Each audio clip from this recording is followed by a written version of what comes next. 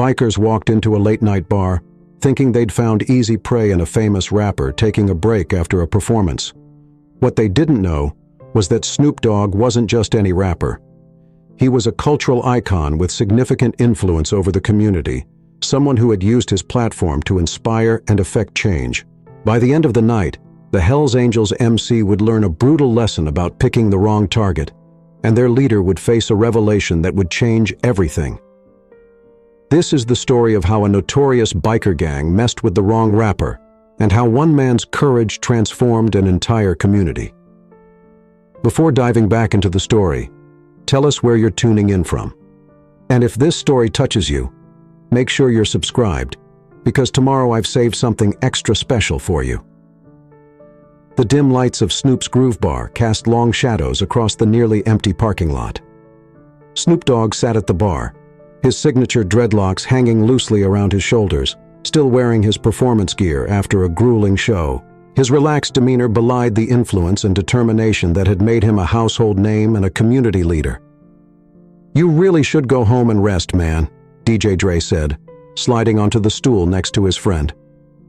That show was intense. Snoop wrapped his hands around a glass of iced tea, letting its coolness seep into his tired muscles.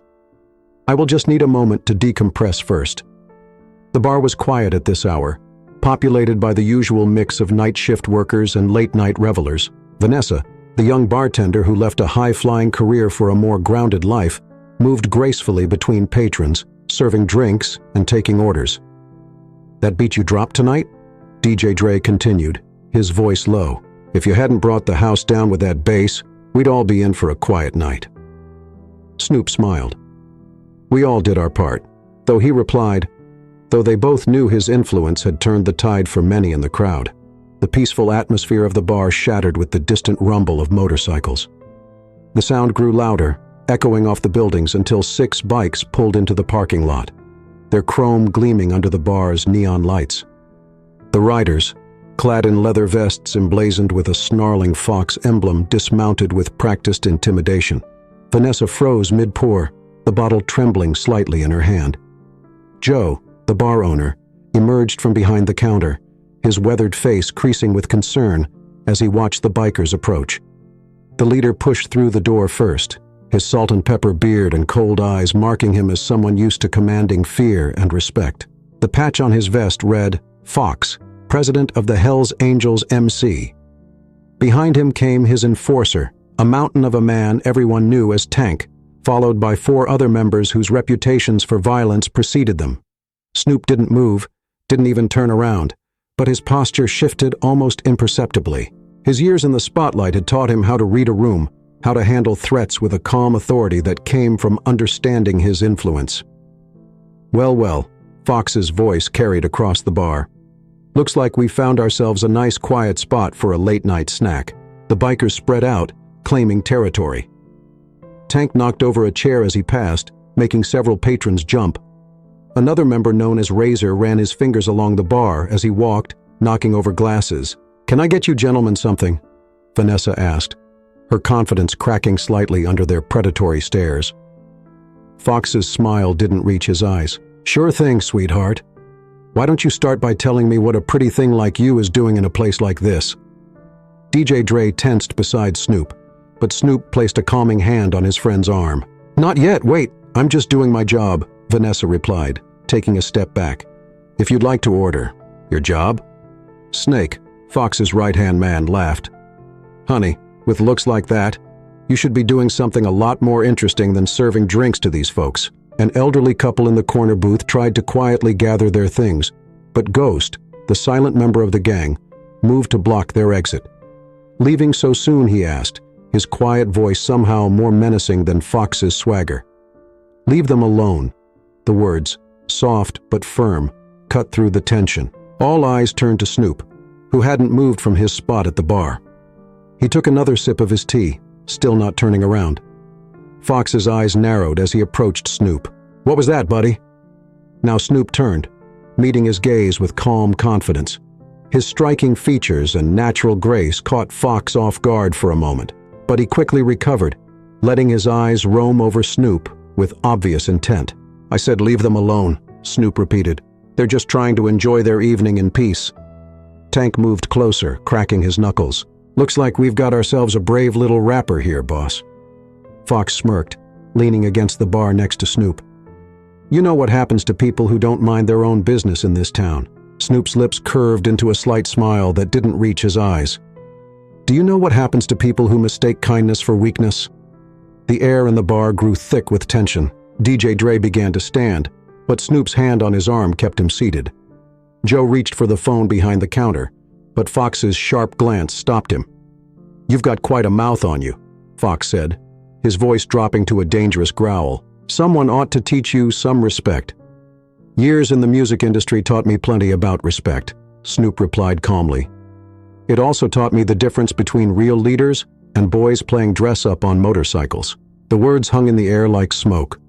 Tank took a threatening step forward, but Fox held up a hand, studying Snoop with new interest. "Music industry, huh?"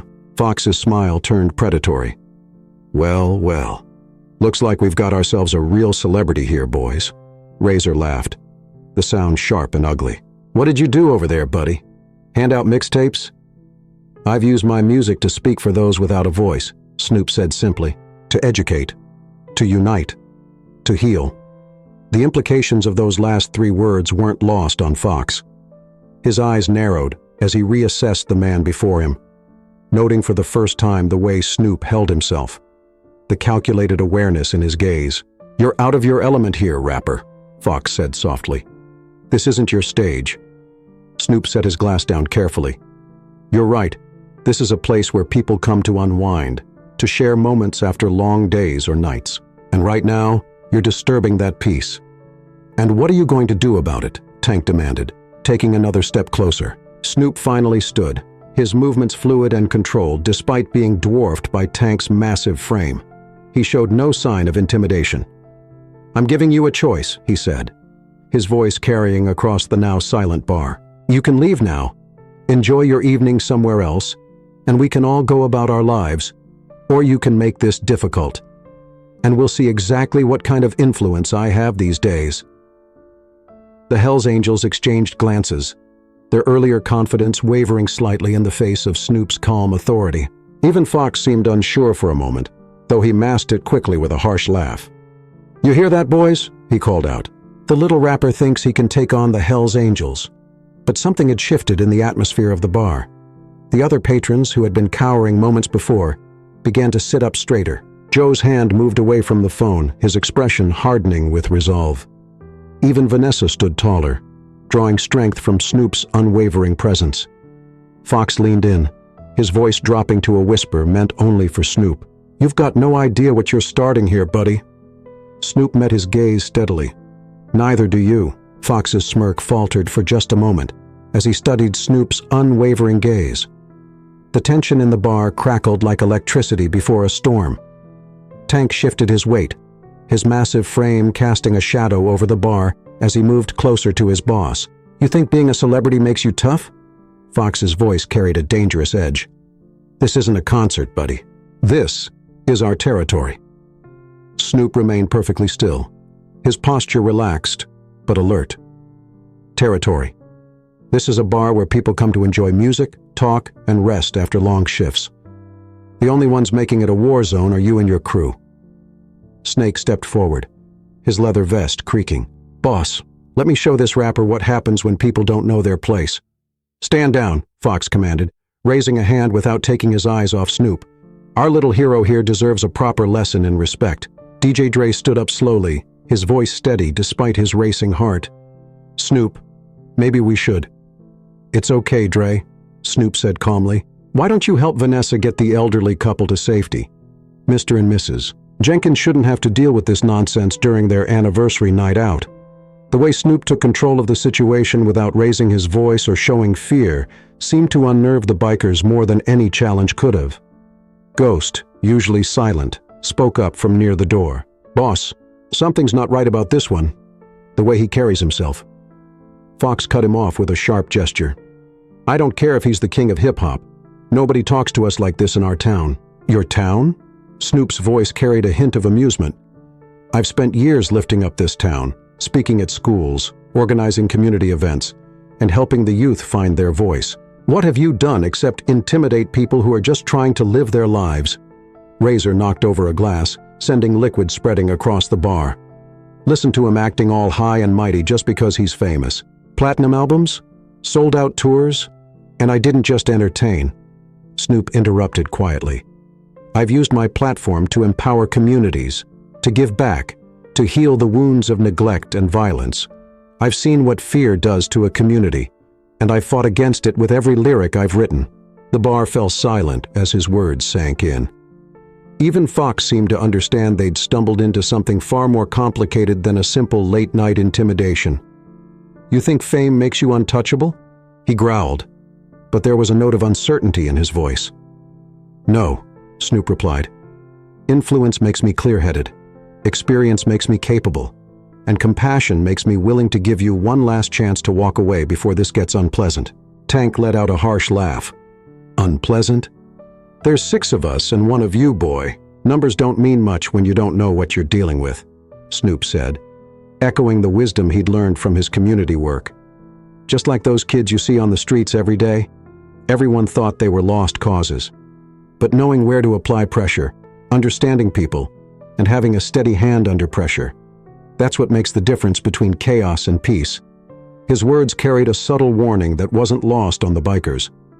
Fox's face darkened as he realized Snoop was describing more than just his career in music. You threatening us, rapper? He asked, his hand twitching toward the knife he carried at his belt. Not threatening, warning. There are 2 kinds of leaders, those who rule through fear and those who lead through respect. Figure out which one I am. DJ Dre and Vanessa had managed to help the elderly couple move toward the back of the bar, away from the mounting tension. Joe stood behind the bar, his hand now resting near the bat he kept for emergencies. Snake moved suddenly, grabbing a handful of coasters and throwing them at Snoop's face. But Snoop was already moving, his reflexes honed by years of navigating the complexities of fame. He sidestepped the distraction with fluid grace, his expression unchanged. That was stupid, he said softly. Now you've made a mess someone will have to clean up. Fox's patience finally snapped. Enough talk, Tank. Show our hero here what real intimidation looks like. Tank grinned and stepped forward, his huge hands balled into fists. But before he could make another move, Snoop spoke again, his voice carrying an authority that stopped him in his tracks. Before you do something you'll regret, you should know that Officer Thompson's son, the one who got into that accident last year, I bailed him out with a benefit concert. Mike's become a good friend since then. He checks on this bar every night around this time. In fact, he should be pulling into the parking lot right about now. As if on cue, red and blue lights flashed through the windows. The distant wail of a police siren grew louder, and Fox's face contorted with rage. You set us up, he snarled. Snoop shook his head. No, I just know this town better than you think. I know the people I've helped, protected, and supported. What do you do except prey on them? The sound of car doors slamming outside made the bikers nervous. Ghost moved away from the door, his earlier confidence evaporating. Boss, we should go, he muttered. We don't need this heat. But Fox was too invested now, his pride wounded in front of his crew. He stepped closer to Snoop, his voice dropping to a menacing whisper. This isn't over, rapper. Not by a long shot. Snoop met his gaze steadily. You're right. It's not over because tomorrow I'll be back in the studio making music that uplifts this community. And you'll still be riding around town trying to convince yourself that fear equals respect. The bar door opened, and Officer Mike Thompson stepped in, his hand resting casually on his holstered weapon. His eyes took in the scene quickly, professional assessment mixing with personal concern when he spotted Snoop. Evening, folks, he said with a casual tone that belied his sharp gaze. Everything okay in here? Fox hesitated, caught between his desire for revenge and the reality of his situation. Finally, he stepped back, gesturing to his crew. We were just leaving. His eyes never left Snoop. Isn't that right, boys? The other bikers nodded, their earlier bravado replaced by cautious retreat as they filed past Officer Thompson. Fox turned back one last time. Sweet dreams, rapper, he said, trying to maintain some semblance of threat. Better watch your back. Snoop's reply was calm and measured. I always do. And Fox, next time you or your crew need something more than intimidation, remember I've got the community's ear. That's the difference between us. Officer Thompson waited until the roar of motorcycles faded into the distance before turning to Snoop. You okay? He asked, genuine concern mixing with professional assessment. I'm fine, Mike, Snoop replied, finally letting some of the tension ease from his shoulders. They were just trying to intimidate everyone. Nothing I haven't handled before. The bar slowly came back to life. DJ Dre clapped Snoop on the back while Vanessa emerged from the back with the elderly couple. Joe began cleaning up the mess the bikers had left behind, his movements sharp with lingering anger. Those weren't just any troublemakers, Mike said, taking a seat at the bar. The Hells Angels have been causing problems all across the county. We've been trying to build a case against them for months. Snoop poured fresh tea into his cup, his hand steady despite the adrenaline still coursing through his system. They're bullies, Mike, and like most bullies, they don't know how to handle someone standing up to them. Still, DJ Dre interjected, you took a huge risk. Fox isn't known for letting things go. What if they come back? Then we'll handle it, Snoop said simply. I didn't build this platform just to let some wannabe tough guys terrorize innocent people. Meanwhile, at an abandoned warehouse on the outskirts of town, the Hells Angels were regrouping. Fox paced back and forth, his boots echoing off the concrete floor. The other members watched nervously as their leader's anger built. A rapper, Fox spat. A damn rapper made us look weak. This is unacceptable. Tank leaned against his bike, nursing his wounded pride. He's not just any rapper, boss. You heard about his influence, his community work. I don't care if he's the king of hip-hop, Fox exploded. Nobody disrespects the Hells Angels. Nobody! Snake stepped forward, his voice cautious but eager. So what's the plan, boss? How do we handle this? Fox stopped pacing, a dangerous smile spreading across his face. We need to send a message, not just to him, but to everyone in town. Show them what happens when someone crosses us. Back at the bar, Mike was taking statements from the other customers. The elderly couple, the Jenkins, were still shaking but grateful.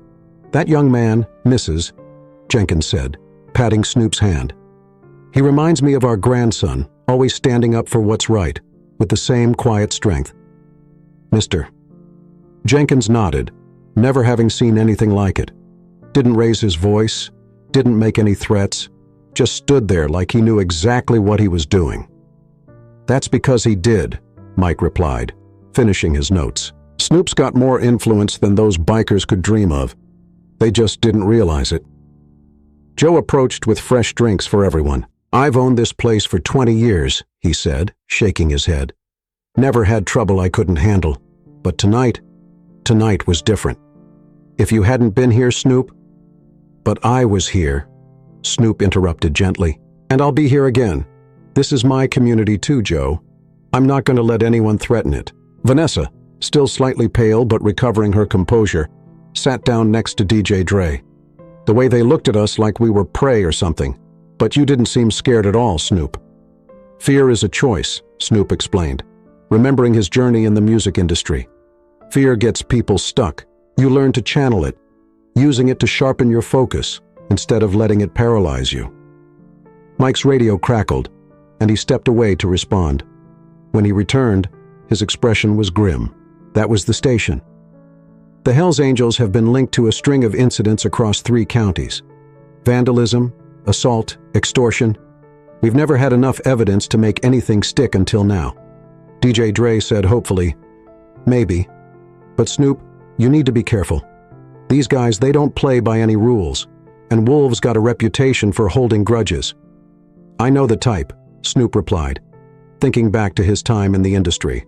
Men like that, they're used to people backing down. When someone stands up to them, it breaks their whole worldview. Outside, the night had grown quieter. The regular customers had mostly left, leaving only the staff and a few dedicated regulars. Mike did another sweep of the parking lot before returning. I'll have patrols keep an eye on the place, he said, but maybe you should take a few days off, Snoop. Let things cool down, Snoop shook his head. That's not happening, Mike. I've got shows to plan and communities to support. I'm not going to hide. DJ Dre squeezed his friend's shoulder.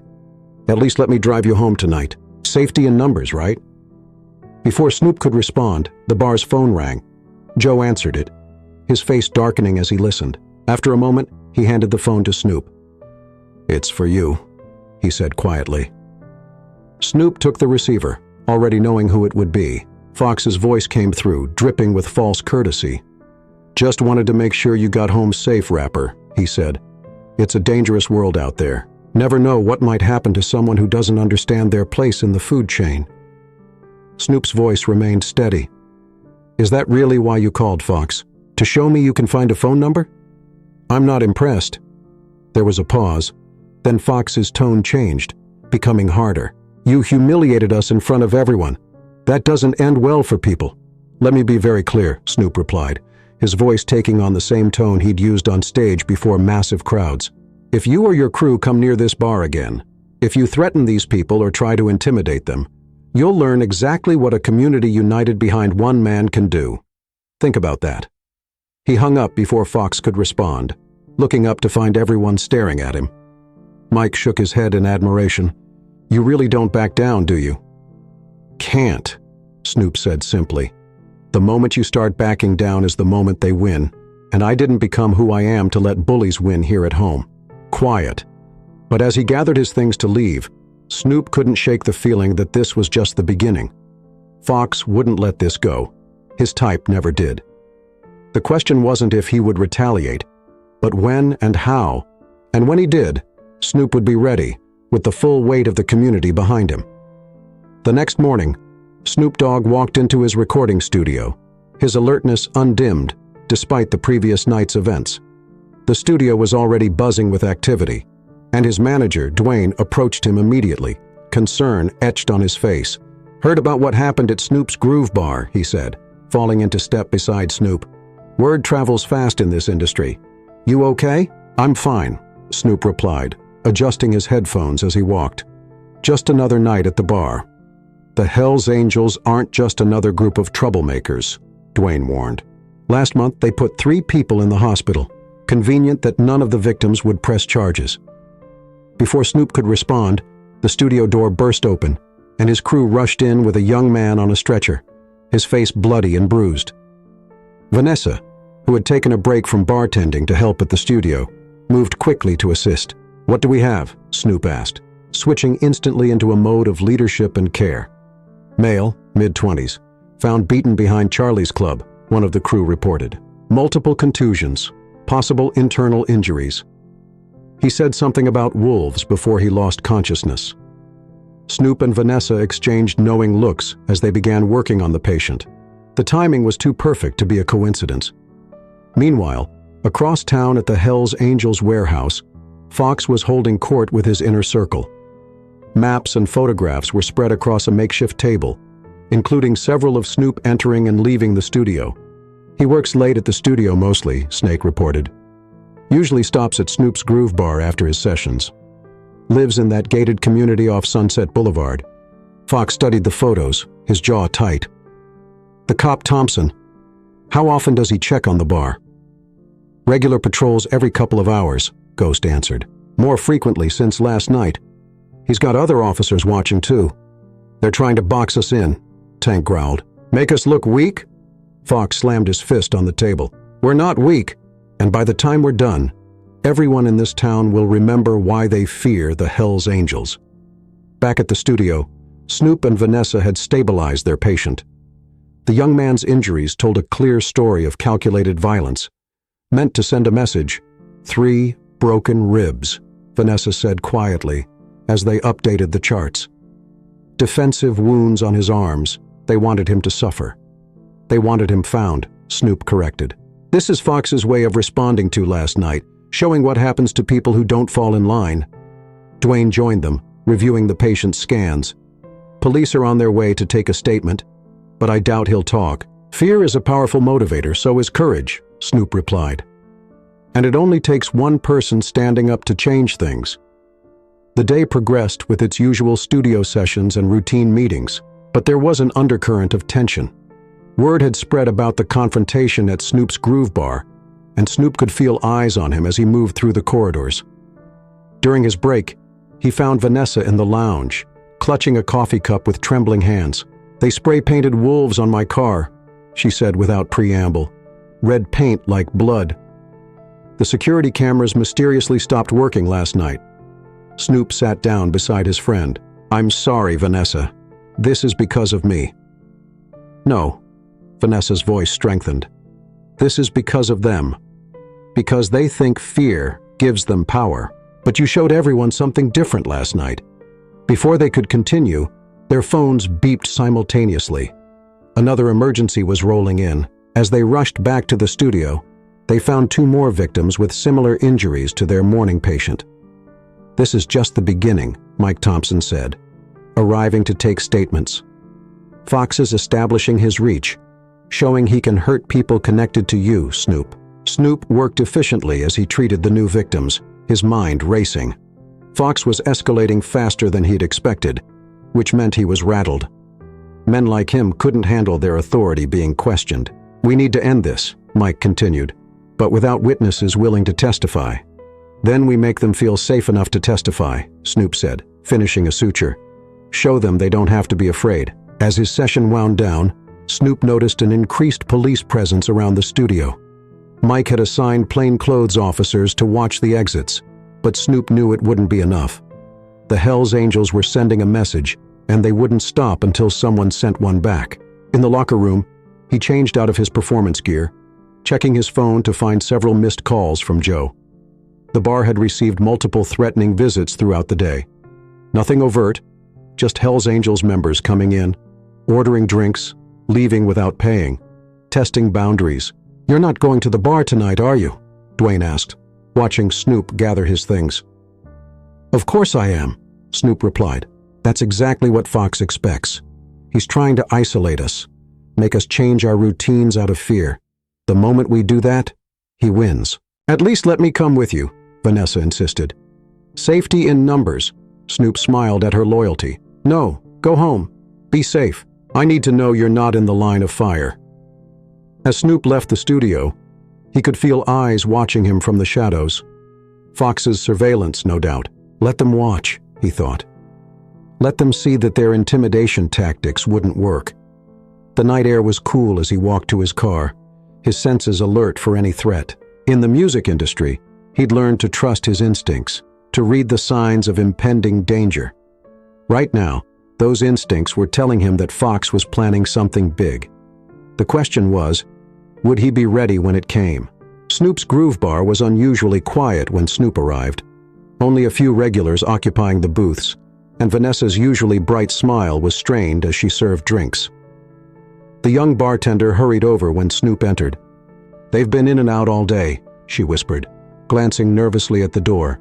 "Different members every couple of hours, just sitting, watching, making everyone uncomfortable."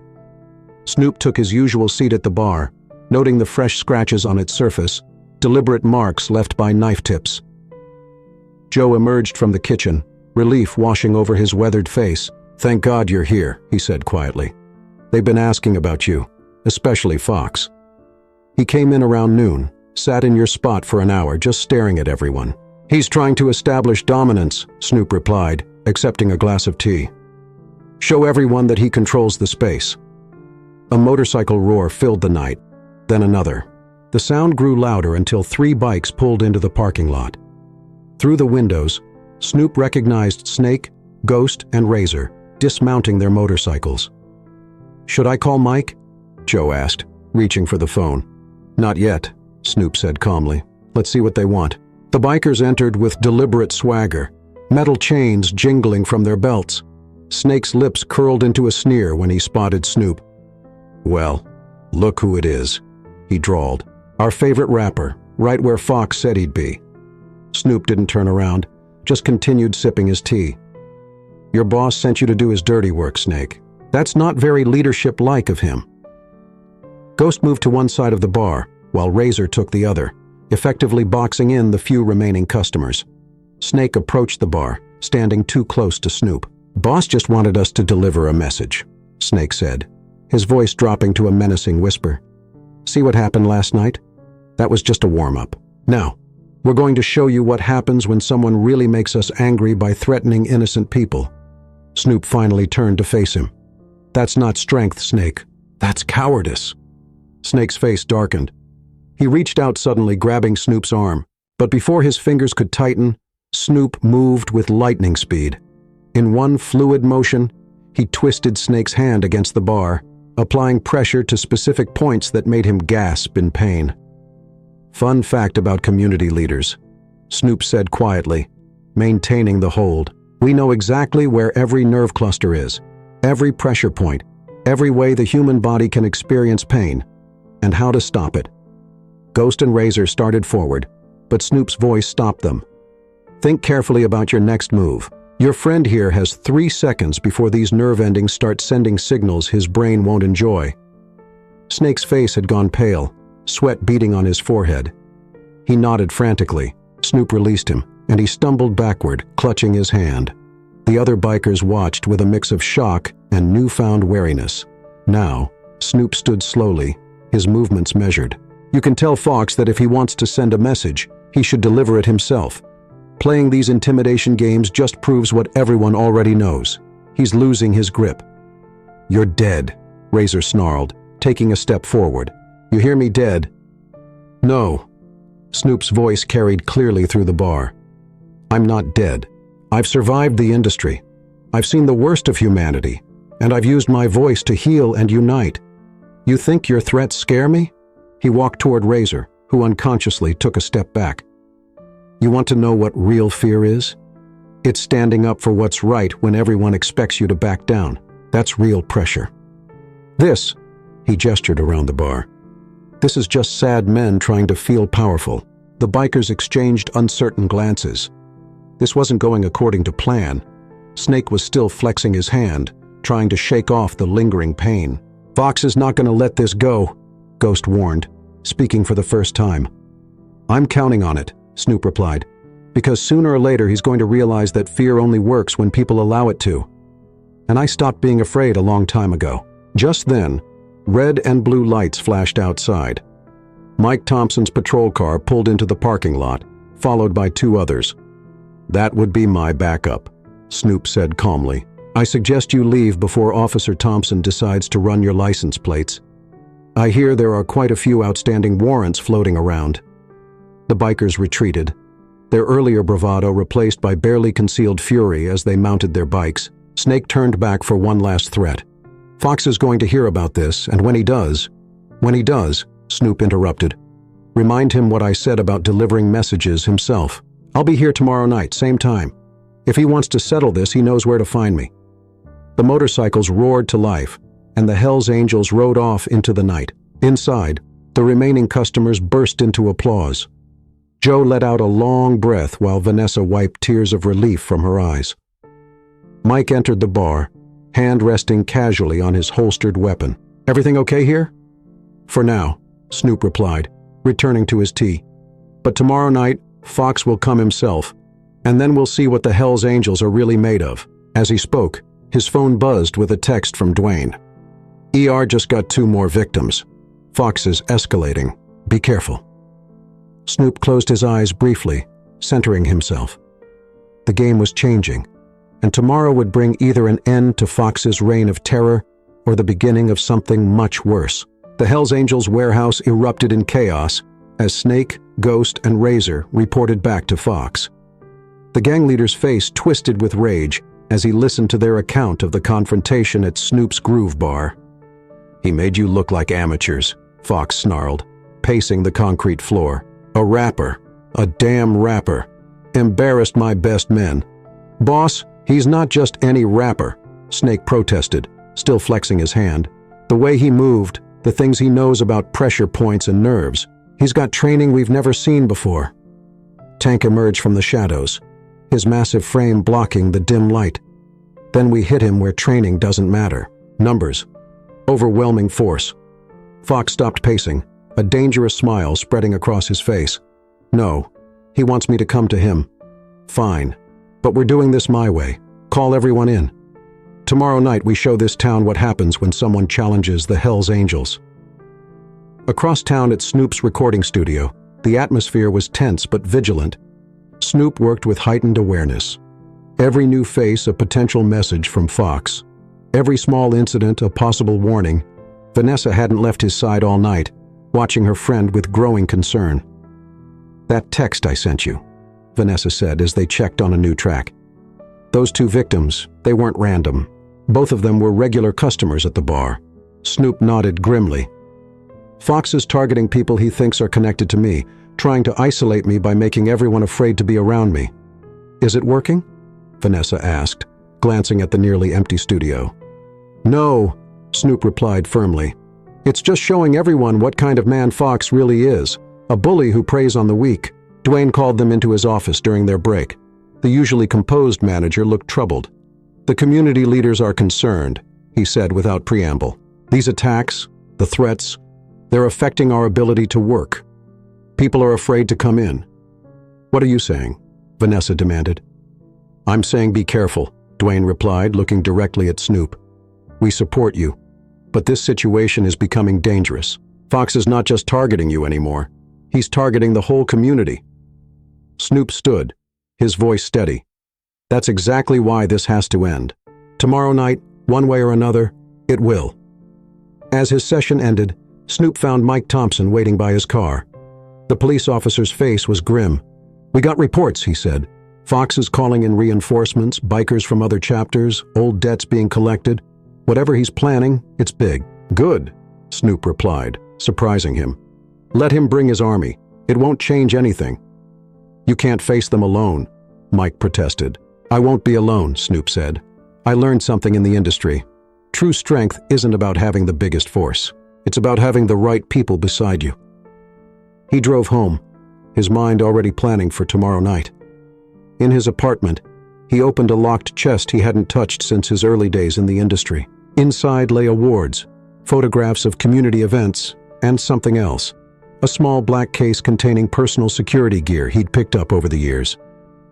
His phone buzzed with a message from Joe. "They're watching the bar all day, taking pictures of customers. People are scared." Another message followed, this one from Vanessa. "Some of them came in today and said tomorrow night's going to be a show everyone will remember." Snoop began methodically preparing, just as he had before big performances, where he knew the stakes were high. He knew Fox would try to overwhelm him with numbers, thinking that brute force would win the day. But Snoop had faced worse odds in his career, where split-second decisions meant the difference between success and failure. At the warehouse, Fox gathered his growing force. Dozens of bikes filled the parking lot as members from other chapters arrived. Snake watched the preparations with unease. "Boss," he said carefully, "maybe we're taking this too far." "It's just one man," Fox rounded on him, eyes blazing. "One man who made us look weak. One man who thinks he can stand up to us after tomorrow night. No one in this town will dare challenge the Hells Angels again." As night fell, Snoop stood at his window watching the street below. He could see them, bikers riding past periodically watching his building. Fox's surveillance, making sure he knew he was being watched. His phone rang. It was Vanessa. "The ER is preparing for tomorrow night," she said without greeting. "Dwayne's called in extra staff just in case." "Snoop, are you sure about this?" "More sure than I've been about anything since my first hit," Snoop replied. "Fox thinks he can break people by making them afraid. Tomorrow night he learns what real courage looks like." He ended the call and returned to his preparations. Tomorrow would change everything, not just for him and Fox, but for the entire town. The question wasn't whether he was ready, but whether Fox understood what he was really starting. Because Snoop hadn't built his empire just to let bullies win at home. And tomorrow night, the Hells Angels would learn exactly why community leaders were among the most respected and influential figures in any town. The next evening arrived with an unnatural quiet. Snoop's Groove Bar stood like a fortress in the gathering dusk, its neon lights casting colorful shadows across the nearly empty parking lot. Inside, Joe and Vanessa prepared for what they knew would be a night unlike any other. "You don't have to stay," Snoop told them as he entered, precisely on schedule. He wore his performance gear, but there was something different about his bearing tonight, a focused intensity that reminded them of his days on stage. "This is my place," Joe replied firmly. his weathered hands gripping the bar counter. "I'm not letting them drive me out." Vanessa nodded, though her hands trembled slightly as she poured drinks. "We're with you, Snoop, all the way." Outside, the sound of motorcycles grew steadily louder. Not just a few bikes this time, dozens of them. Their combined roar is like approaching thunder.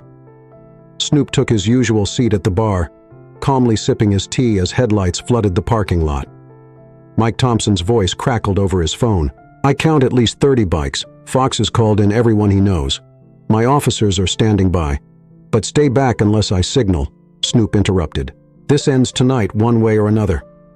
The bikes surrounded the bar, their riders dismounting in a choreographed display of intimidation. Fox led them, his leather vest adorned with new patches, symbols of alliance from other chapters. Tank flanked him on one side, Snake on the other, with Ghost and Razor close behind. "Quite an army you've brought," Snoop called out as they entered. "All this for one rapper. I'm flattered." Fox's smirk was cold as he surveyed the nearly empty bar. "Look around, hero. Where are all your supporters now? Your precious community. They know better than to stand against the Hells Angels." "Or maybe," Snoop replied evenly, "they're exactly where they need to be." As if on cue, headlights flicked on across the street. Cars that had been waiting in shadows came to life. Vehicles filled with studio crew, local business owners, and regular customers of the bar. People Fox had tried to intimidate are now showing they weren't afraid. Fox's expression darkened. "You think a few cars full of civilians scare us?" "No," Snoop stood slowly. "I think you're already scared. That's why you needed to bring an army, because deep down you know you can't handle this alone." Tank stepped forward, cracking his knuckles. "Enough talk. Let's show this rapper what happens when..." "When what?" Snoop interrupted. "When do you need 30 men to feel brave enough to face one man? Is that the message you want to send?" His words struck a nerve. Several of the bikers from other chapters shifted uncomfortably, their respect for Fox visibly wavering. "You're done talking," Fox snarled. He pulled out a knife, its blade catching the bar lights. "Time to learn your place." Snoop's expression didn't change. "Last chance, Fox. Walk away, take your army, and leave this town in peace." Instead of answering, Fox lunged forward, blade slashing through the air, but Snoop was already moving, his reactions honed by years in the public eye. He deflected Fox's arm with surgical precision, striking a nerve cluster that made his fingers spasm. The knife clattered to the floor. "What the?" Fox stumbled back, shaking his numb hand. "Pressure point manipulation," Snoop explained calmly. "One of the first things community leaders learn when they need to protect themselves. Want to know what else we learn?" Tank charged forward, but Snoop sidestepped with fluid grace, his elbow finding a spot between Tank's ribs that sent him gasping to his knees. "Anatomical weak points," Snoop continued, his voice steady. "Every vulnerability in the human body, how to heal them, and how to exploit them." Snake and Razor moved to flank him, but Snoop's movements were precise and measured. He didn't throw wild punches or fancy kicks. Instead, each motion was calculated, targeting specific points that dropped his attackers with minimal force but maximum effect. In a war zone, he addressed the watching bikers. "You learn that efficiency matters more than brute force. Every movement has to count. Every action has to serve a purpose." Fox watched in growing fury as his best fighters were systematically dismantled by Snoop's clinical precision. The other bikers held back, their earlier confidence replaced by uncertainty. "What are you waiting for?" Fox shouted at them. "Get him!" But before anyone could move, Joe stepped forward, shotgun in hand. Vanessa revealed a baseball bat, and through the windows, the gathered community members could be seen emerging from their vehicles. "This is the difference between us, Fox," Snoop said quietly. "You rule through fear. I lead through respect. You intimidate people into following you. These people," he gestured to the gathering crowd, "they're here because they choose to be." Fox looked around, seeing his advantage crumbling. The bikers from other chapters were already backing toward the door, wanting no part of this fight. "You're dead," he spat. "You hear me? After tonight, you're no..." Snoop cut him off. "After tonight, your reign of terror is over because these people..." He pointed to the growing crowd outside. "They're not afraid anymore. And without fear, you have no power. Fox's face contorted with rage as he watched his carefully constructed image of power crumbling. More bikers were backing away, their loyalty evaporating in the face of Snoop's unwavering confidence and the community's united front. "You think this changes anything?" he snarled, pulling another knife from his boot. "I built this territory from nothing. No rapper is going to take it from me." He charged at Snoop with reckless fury, but his anger made him sloppy. Snoop moved like water, redirecting his momentum while applying precise pressure to his wrist. The second knife joined the first on the floor. "You built nothing," Snoop replied calmly. "You just took what others created through fear and violence. That's not building, Fox. That's parasitic." Tank, having recovered his breath, tried to grab Snoop from behind. Snoop dropped and twisted, his fingers finding nerve clusters in Tank's thigh that sent him crashing down again. "Boss!" Snake called out, still nursing his injured hand. "This isn't working. He's not like other targets." "Shut up!" Fox roared. He pulled a chain from his belt, swinging it in a wide arc. "You're nothing, you hear me?" "Nothing." Snoop waited until the chain extended fully, then stepped inside its arc. His hand shot out, striking Fox's solar plexus with surgical precision. He doubled over, gasping. In combat medicine, Snoop addressed the watching crowd. "We learned that every part of the body is connected. Pressure points, nerve clusters, and vital organs. They're all part of a complex system. Understanding that system means knowing exactly how much force to use." He demonstrated by applying minimal pressure to a point on Fox's neck that made him sink to his knees. The chain fell from his nerveless fingers. "See, I could do serious damage," Snoop continued. "But that's not why I'm here. I'm a healer first. My job is to help people, not hurt them." Through the windows, more community members had gathered. Studio staff in their gear, local business owners, and regular patrons, all standing together, showing Fox that his reign of terror was over. "Last chance," Snoop told him quietly. "End this now. Leave town, never come back. And we let you walk away with what's left of your dignity." Fox's eyes darted around, seeing his support crumbling. The bikers from other chapters were already starting their motorcycles, wanting no part of this humiliation.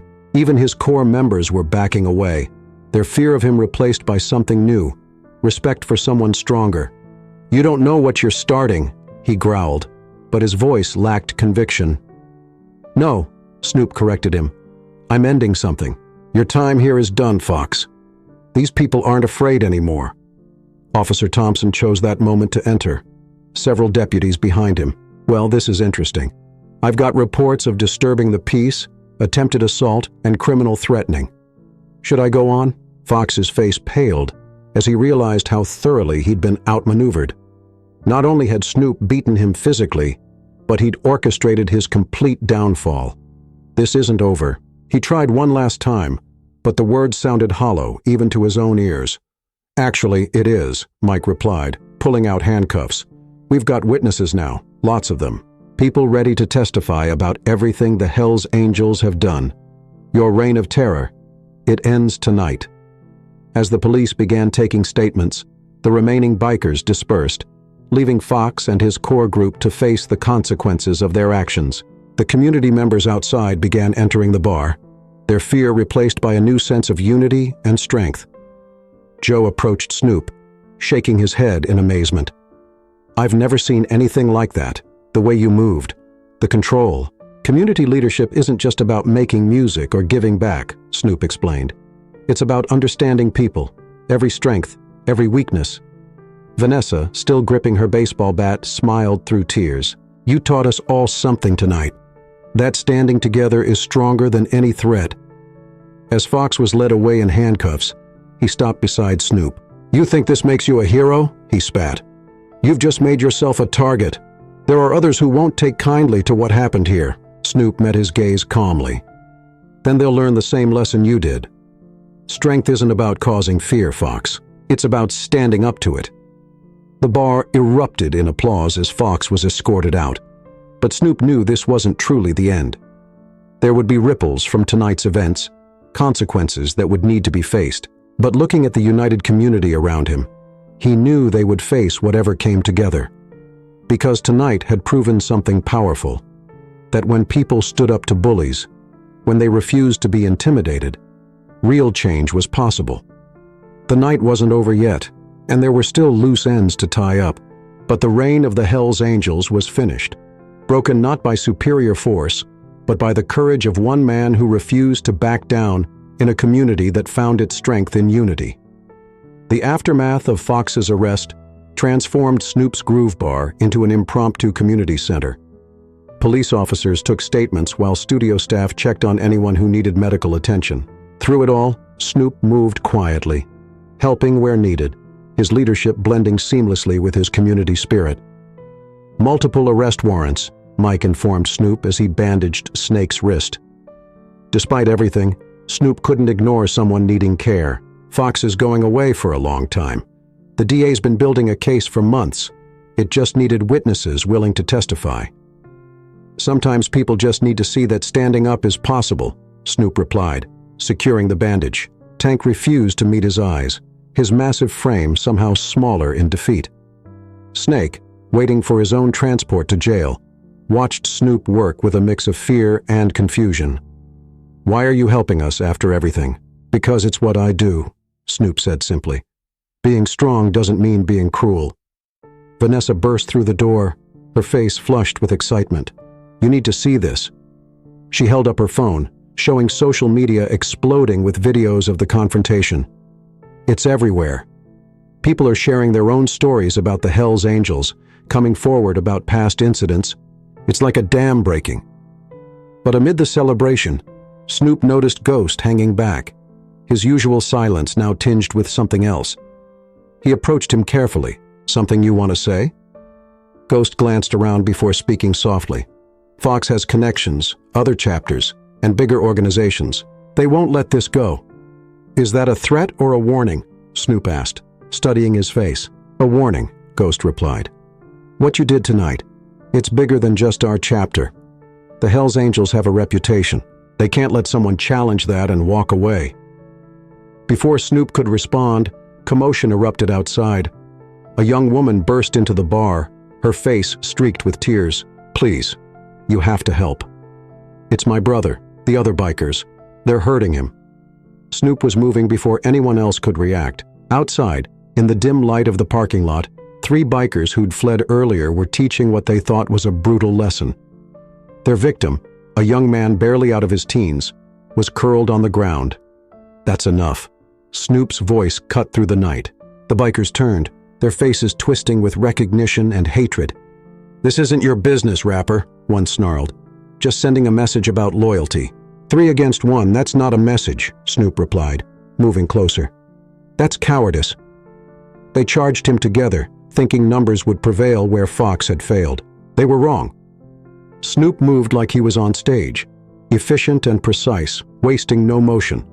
Within moments, all 3 were on the ground, their bodies betraying them in ways they didn't understand.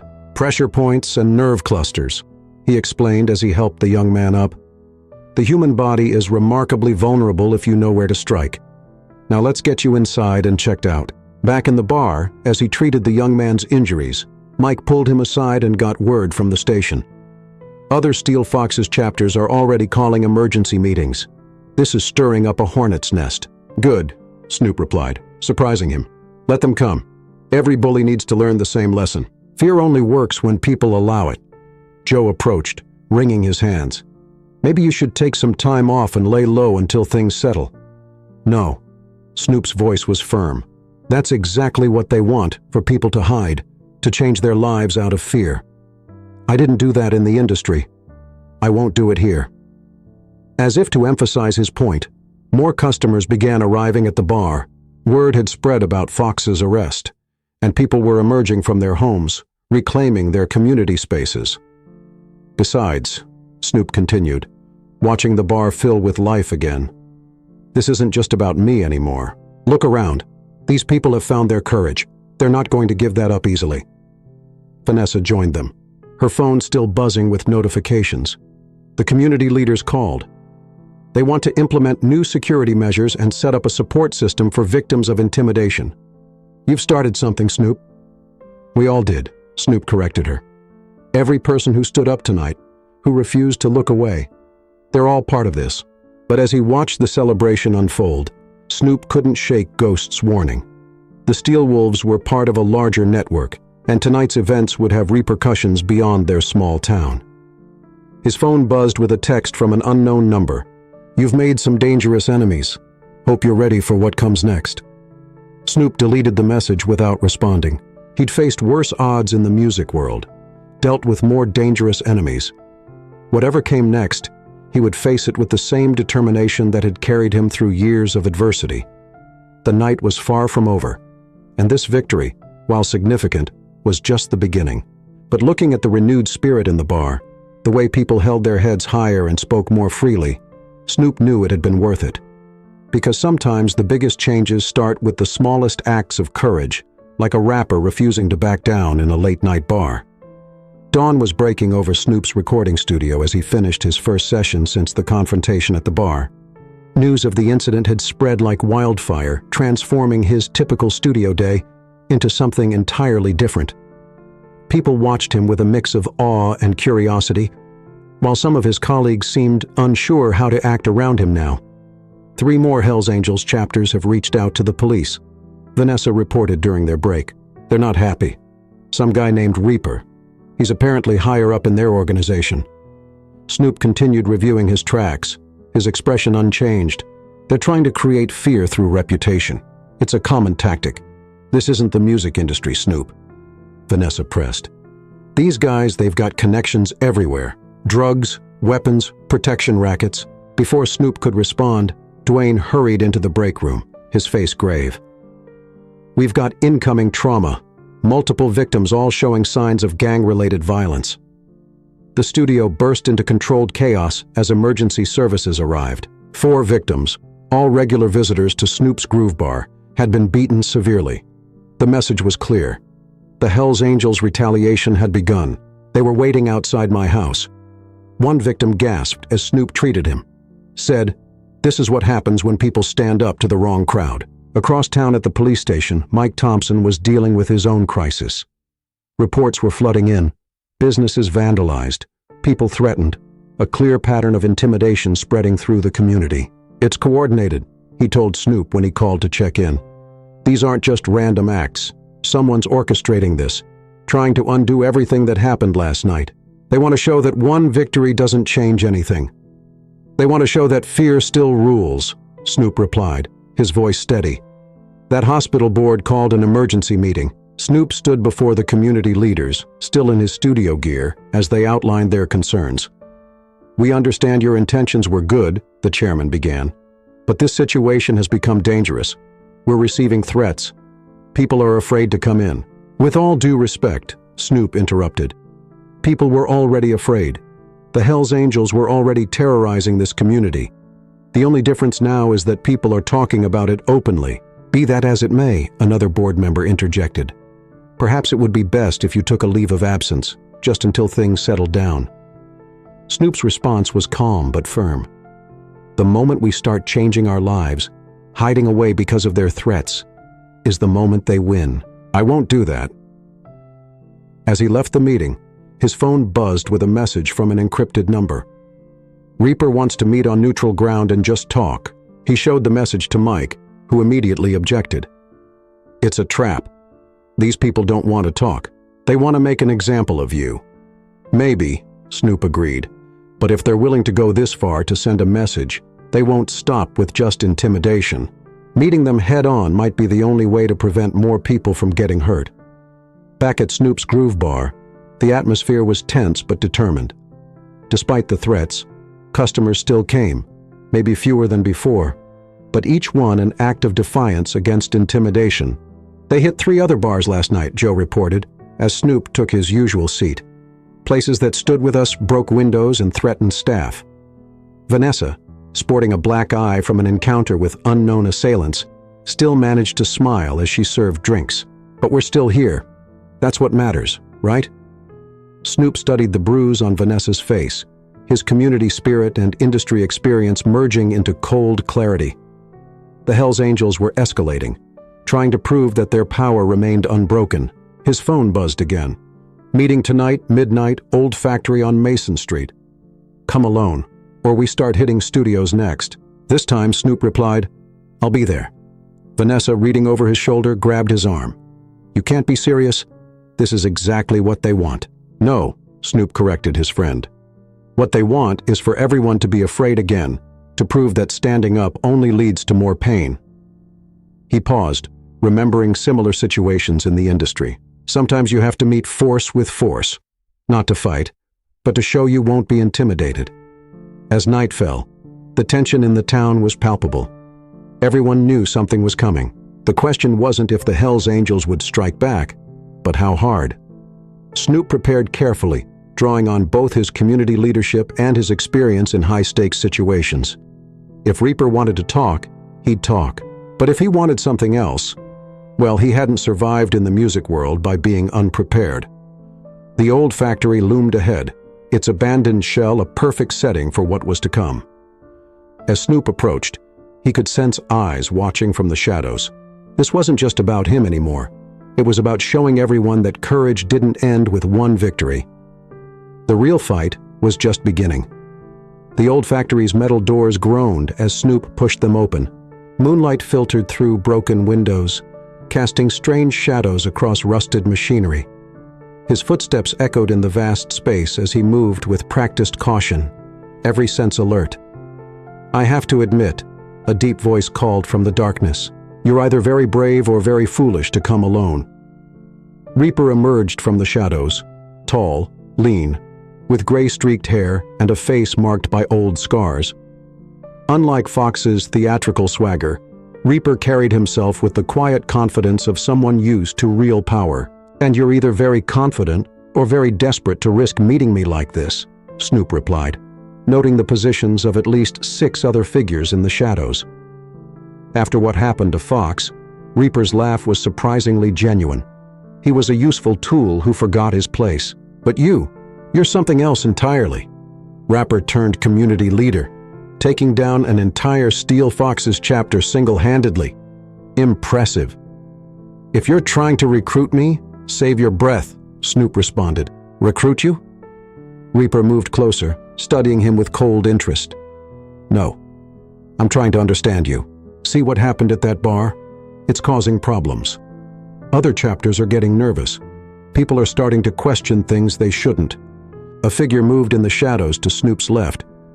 He recognized Snake, recently released on bail, his hand still bandaged from their last encounter. You've started something, Reaper continued, a ripple effect. 3 other towns have reported people standing up to our chapters, witnesses coming forward about past incidents. It's bad for business. Sounds like a you problem, Snoop replied calmly. Maybe it's time for a new business model, one that doesn't rely on terrorizing innocent people. Reaper's smile didn't reach his eyes. Here's my offer. Leave town tonight. We'll even provide financial compensation for your trouble. Start fresh somewhere else. And if I refuse, then what happened today, the beatings, the vandalism, that was just a preview. We'll destroy everything and everyone you care about. The studio, the bar, your friends, no one will be safe. Snoop didn't flinch. You know what I learned in the music industry? Threats only work when people are alone, isolated. But when they stand together, that's when bullies like you lose their power. You think you've created some kind of movement. Reaper's voice hardened. One rapper inspiring people to stand up to the big bad bikers. This isn't a movie, buddy. This is reality. You're right, Snoop agreed. This is reality, and the reality is your intimidation tactics don't work anymore. Not on me. Not on this town. He took a step closer to Reaper, noting how his men tensed. Want to know what else I learned in the industry? How to tell when someone's bluffing. You're not here because you want to make a deal. You're here because you're scared. Reaper's facade cracked slightly. Scared of what? Of losing control. Every person who stands up, every witness who comes forward, they're showing others it's possible. And once people stop being afraid, your whole empire crumbles. A sudden movement. One of Reaper's men charging forward, but Snoop was ready. He sidestepped, his hand finding pressure points that dropped him to his knees. That's not possible, the man gasped. I never even saw. Community leadership, Snoop explained to Reaper. We learn every weakness in the human body, every vulnerable point, not to cause harm, but to heal. But knowledge works both ways. Reaper's expression darkened. You think your parlor tricks will work against all of us? No, Snoop replied. I think this will. He pulled out his phone, showing the live signal being transmitted. Everything since I walked in has been streaming to the police, the FBI's gang task force, and every news outlet in the state. Your threats, your admission about the attacks, all of it. The shadows around them came alive as police officers emerged, weapons drawn. Mike Thompson's voice rang out. Everyone, free hands where we can see them. Reaper's cold confidence finally shattered.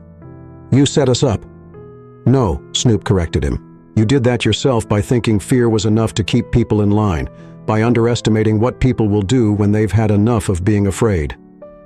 As the police moved in, Snoop stepped closer to Reaper. Here's my counteroffer. Face what's coming, take responsibility, and show your people that real strength isn't about causing fear. It's about owning up to your mistakes.